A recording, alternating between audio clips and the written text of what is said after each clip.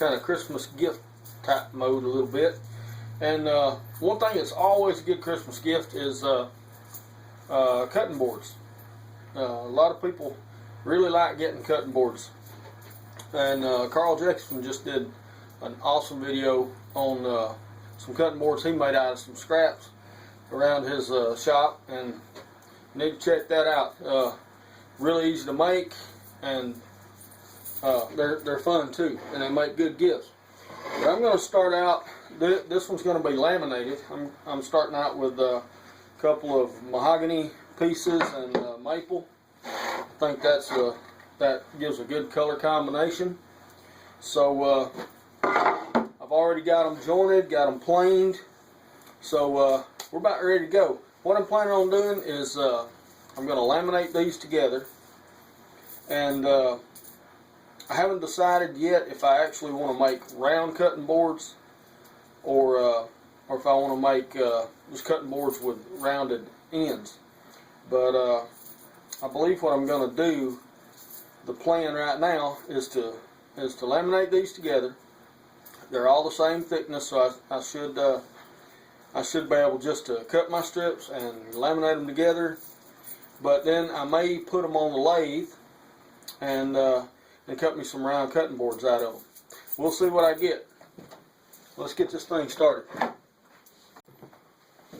Alright, well, I've got my saw set up for my first cut, and I think kind of what I'm looking for is I want a core piece which will be in the center, and this is going to be mahogany. I'm going to make it about 3 inches wide, and then I'm going to cut two other strips of mahogany 2 inches, and 2 strips of maple 2 inches, and then I'm going to cut mahogany and maple 1 inch. I'm going to try to progressively, get smaller as I go out. Is kind of what I'm looking for. But I'm going to go ahead and get started on this now. I've got my saw set up for 3-inch cut, and we're going to get started here. Jointed edge against the fence.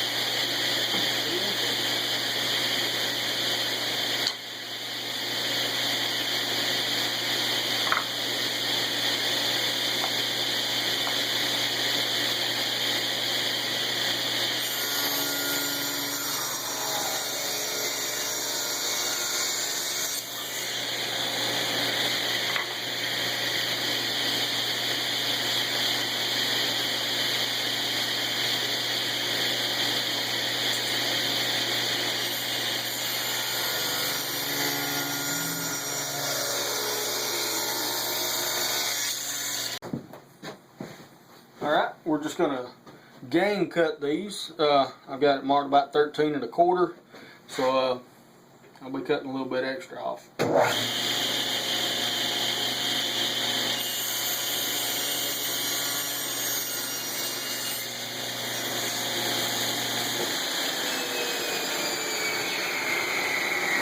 don't know.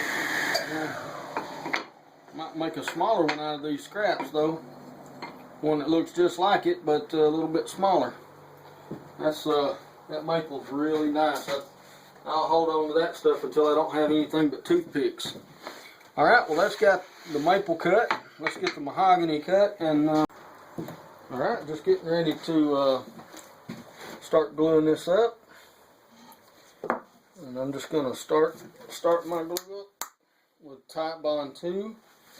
The reason I use it is because it's water resistant, and Elmer's makes the same type glue, water resistant glue, but all I'm looking for is just something that's going to hold together. Boy, that glue's cold this morning. Something that's going to hold together for light washing in a dishwasher. And this stuff's really good. I've never had any of my laminated cutting boards come apart, and one even went through the dishwasher one time, and it looks like crap now, but it actually did not come apart. It didn't come apart, but all the wood swelled and it's got to looking real bad and everything. So, but there's that one there. I'm just going to continue on with the glue, and I'll be right back once I get ready to clamp it up. Alright, well, got it pretty much put together there. Just try to get her clamped up. And boy, that's just about the maximum reach of my clamps.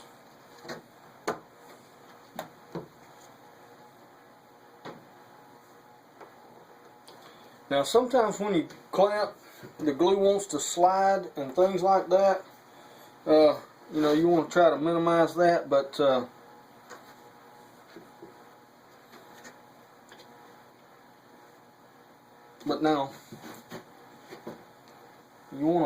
you just want to kind of keep a check and an eye on your joints here. I've got a couple joints that are a little bit high. I'm going to loosen, well, I'm not even going to loosen them.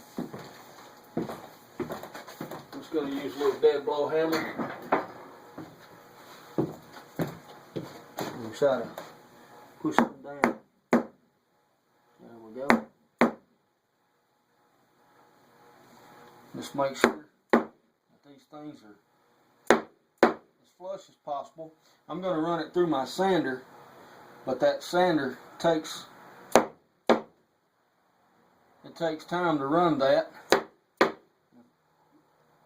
I can minimize that, then I'll be in good shape.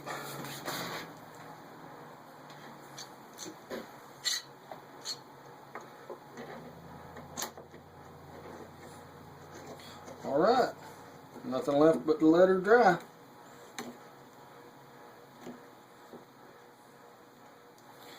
Alright, make sure she's good and flat on the table, and it is. Alright, need to wipe the glue off. So grab a paper towel. I'll just wipe that off. I don't care if it's on there or not right now, because like I say, I'm going to sand it and everything else, so I just don't want thick glue spots on it if I can help it right now.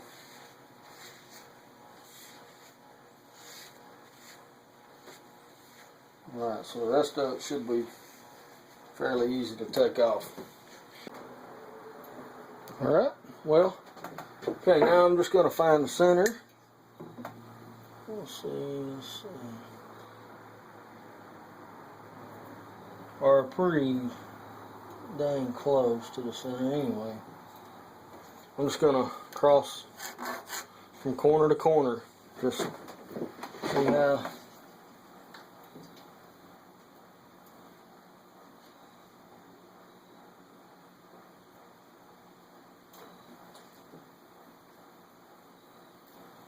Looks really good.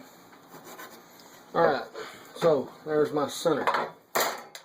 I'm going to use my trammel. A little trammel here. These are a very good tool to have, but they're kind of hard to see.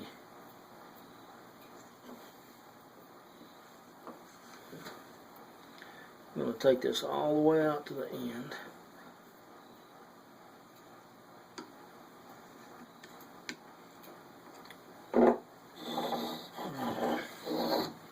Draw my circle.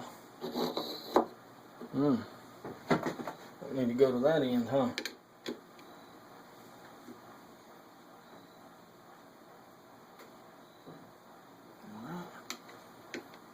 There we go. Be the inside circle. I gotta cut them a little bit longer.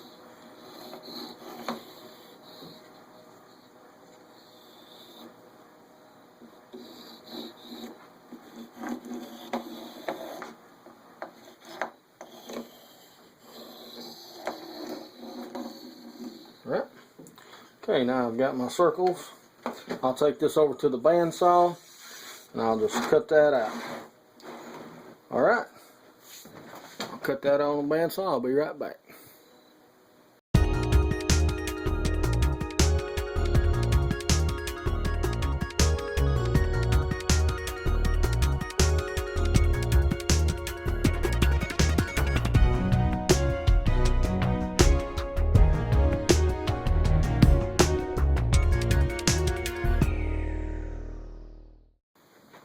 Alright, well, I think I'm ready for my hot glue.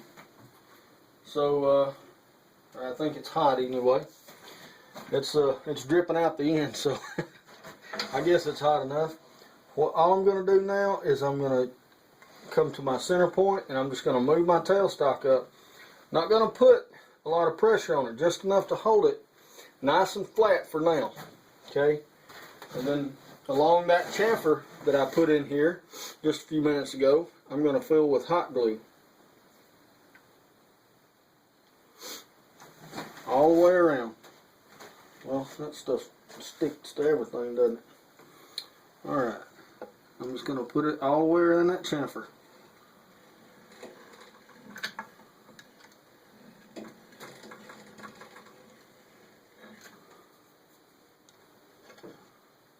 Oh, when it gets on you, you just cannot get it off. Get it down in that chamfer really well, and this will be a really good hold. Right? So I'll bring you around here and let you see what I've done. I'll get you out of the mount here. All right. What I've done is I've just put hot glue all around this chamfer, around the whole edge. So if you can see that a little better. All the way around. And I'll let that cool for a few minutes, and I'll be back to turn this thing. Alright, a couple things I'm trying to do here. First of all, I'm going to true this edge up. I'm not going to true the faces. I'll do that with a sander.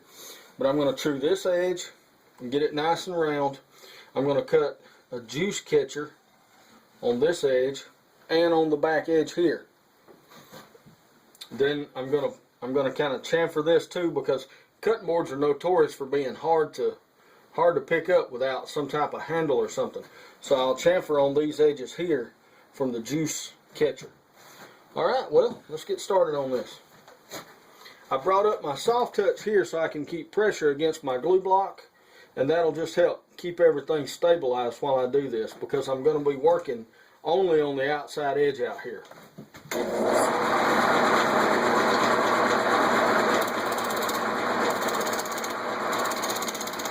Be careful. I'm standing out of the line of fire here.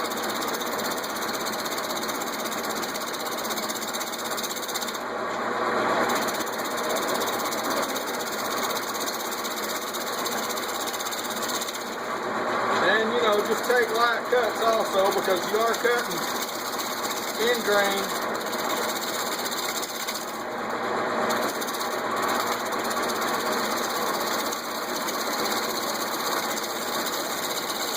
Should be getting close now.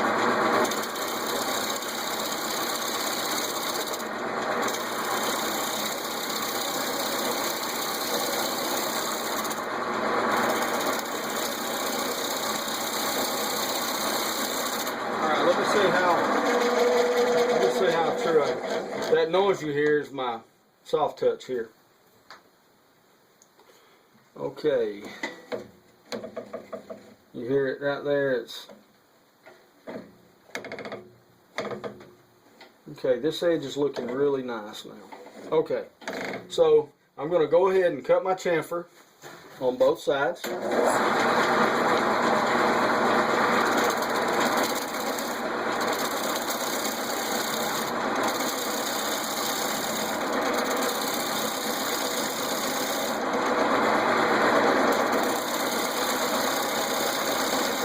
This will give them their finger hold that they'll need to pick it up off the table.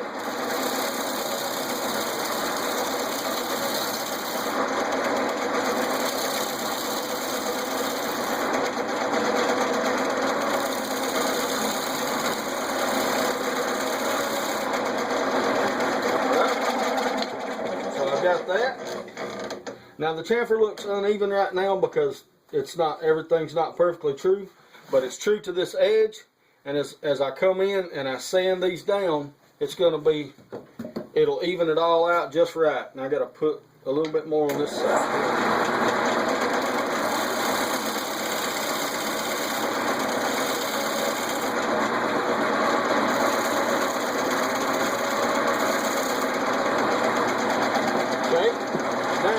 Switch to my round nose scraper.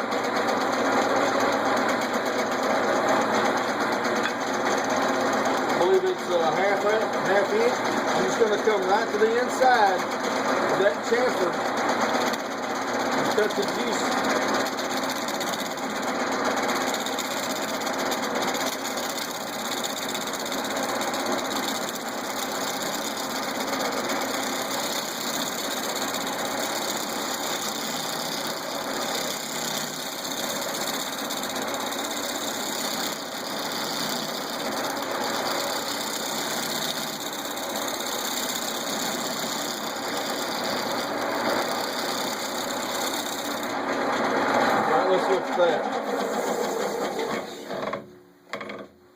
Yeah, because nobody likes that juice running off in the floor when they're trying to cut vegetables and meat and stuff like that. Okay, I kind of like that. I'm going to go just a touch bit deeper with it.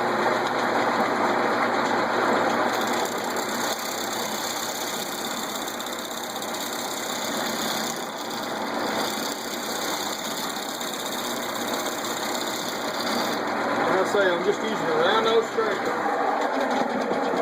Okay, I'm going to do the same on the back side. Instead of setting up the camera again, I'm just going to go ahead and do that, and I'll be back when I get ready to sand. Okay, just sanding. Just sanding what I just did.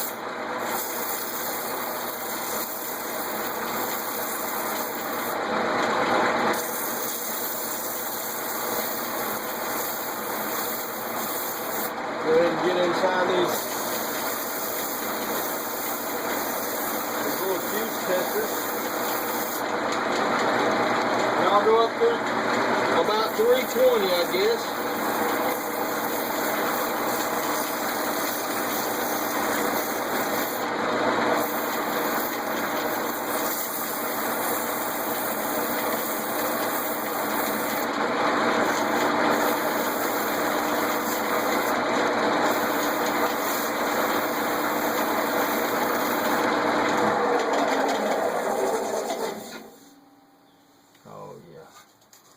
Looking really nice.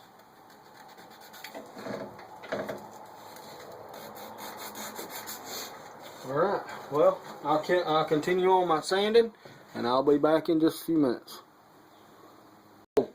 If you ever build something like this, coming in from the back, everything's safe and all that good stuff, but as you're coming through, don't try to reach under there and grab this as it comes through.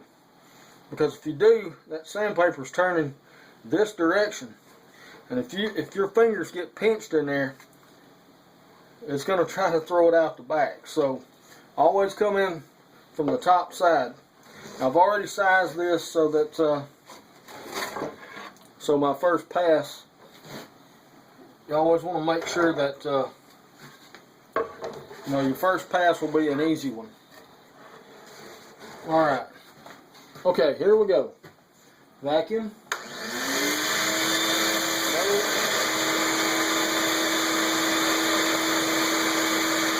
Make sure it stays flat on the table.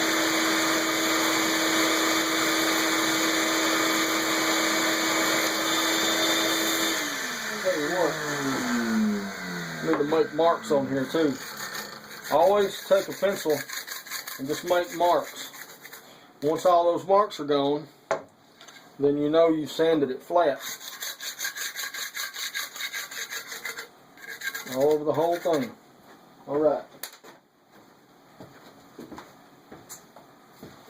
Okay, here we go.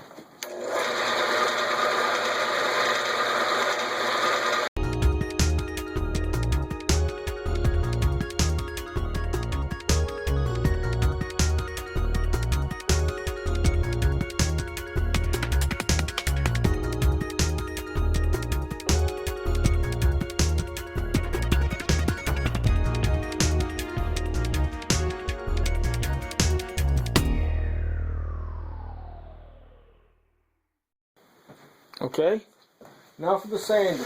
I'm going to sand down through about 320 grit. That's what I did the edges and the little juice edge thing on. So now I'm just going to continue that on with a palm sander.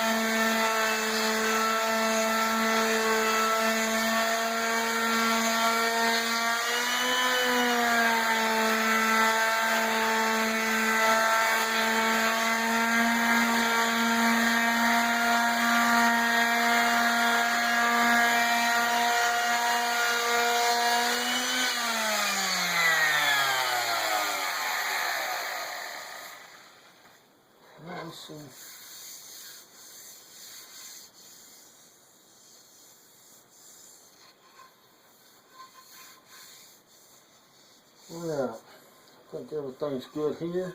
I'll continue on up to 320 and I'll be back in just a minute. Alright, now for finish, I'm using a butcher block finish. Basically it's oil and wax. Let's see, yeah, mineral oil and natural waxes. And the way you apply this, you have to shake it up real good first. But the way you apply this is 3 to 4 coats. One coat about every 20 minutes and buffing in between. I really like this stuff, but that first coat will really soak in. So I'm going to put a big, thick, heavy coat to begin with. That mineral oil pops that mahogany out, doesn't it? I think I got too much on here this time.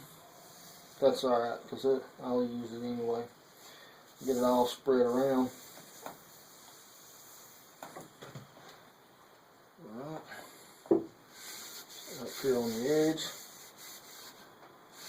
There's a lot of end grain that can soak that stuff up. But basically this is just an oil wax finish,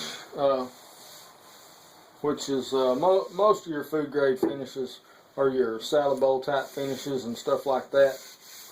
That's what it is. So it'll stand up to hand washes and things like that fairly well. You'll have to renew it every now and then.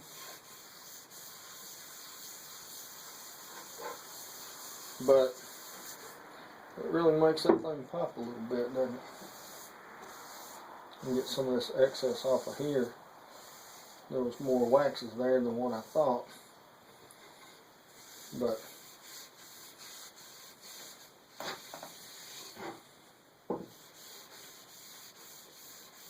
okay.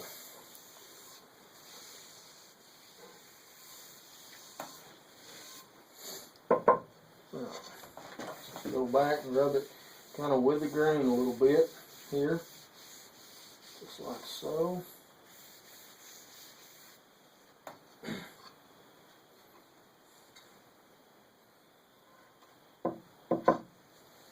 Flip it over there. Come on, yeah. Edge. Alright. Got to get that excess off of there. Now, going by the bottle, and this is Howard Butcher Block Conditioner. Going by the bottle, in about 20 minutes it should be kind of dried up a little bit. You come back and you buff it and you put another coat. And then you repeat that 3 to 4 times about every 20 minutes. So I'll be back in just a few minutes to buff this out and apply the second coat. And Well, I'm not going to make you sit through all that, but I'm just going to buff it out. I'll be back to show you the end result. One of the best wood turners on the tube is sick now, and he needs your thoughts and prayers. That's Larry at the Tiny Trailer Workshop. If you've never seen his channel, he's almost comical in some of the ideas that he comes up with for different projects, stuff I would never think of. But go by and look at him. He does all original stuff, and he's a very, very good wood turner. So give his channel a look-see, and subscribe to him if you like. But try to remember him in your thoughts and prayers so he can get over his ailment quickly as possible and get back on the tube. So Larry, I'm praying for you, brother. We'll see you later. Alright then. Here it is. Nice little cutting board. I really like it. And that mahogany, I don't know if you can see that or not, but Captain Eddie calls it chatoyance. That mahogany just pops. The grain in that stuff just pops. Between the lights and the darks in the mahogany. But hope you enjoyed this video. All in all, you have well, I had about 3 hours in this thing, with the exception of waiting for glue to dry and all of that. So it's not a very complicated project. Just make sure your saw cuts square, make sure you got your edges jointed and all that, so you don't have problems with it wanting to separate later. These things see a little bit of water, it's not a lot, so the water resistant glues are very good to use. I mentioned I use Titebond 2, Elmer's makes it, probably every other glue company in the world makes water resistant wood glues. You don't really need waterproof glue for these because they're not going to be, submersed, and if they were, the wood would swell to the point it wouldn't be a good cutting board anyway. So the water resistant glues are perfect for this. I've got some, like I was saying, I've got cutting boards I've made several years ago, and they still look good, and they're washed 2 or 3 times a week. Just hand washed in the sink and dried quickly after that and put up. So y'all have a good day. Have fun making some of these. They make great Christmas gifts and things like that. So y'all have a good day, and we'll see y'all on down the road.